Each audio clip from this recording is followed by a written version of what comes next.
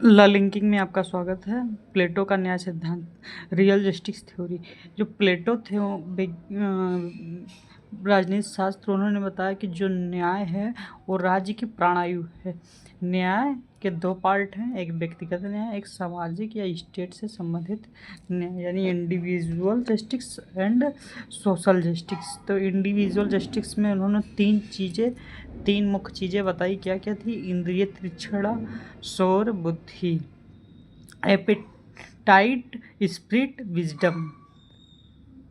और ये तीनों मिलकर जब व्यक्ति के अंदर ये तीनों रहेंगे तो व्यक्ति न्याय की पालन कर सकेगा।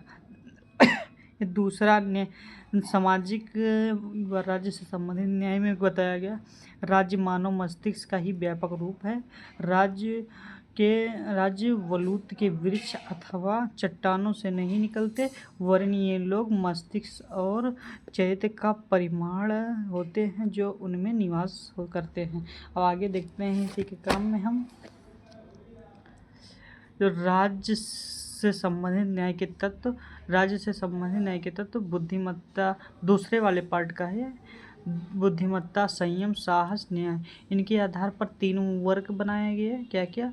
शासक वर्ग, सैनिक वर्ग, उत्पादक वर्ग। जो शासक वर्ग थे वो बुद्धिमान लोग थे, और जो सैनिक वर्ग थे वो साहसी लोग थे, भेदभाव नहीं करते थे।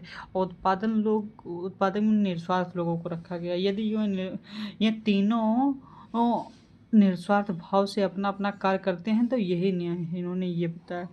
विशेषता ये है कि नैतिक सिद्धांत बना रहे और मानव जीवन के समस्त कर्तव्यों का वर्णन मिलता रहेगा।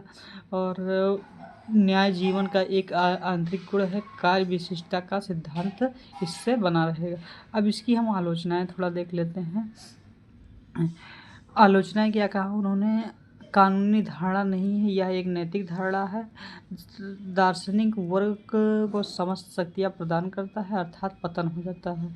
जो दार्शनिक वर्ग है वो उनकी शक्तियाँ इस समय नहीं चल सकती, वर्तमान में इस समय को पालन ही नहीं किया जा सकता। मानव और समाज का सर्वगीण विकास संभव नहीं है वर्तमान समय पर। राज्यों पर लागू करना संभव, वर्तमान पे वो लागू ही नहीं हो पाएगा।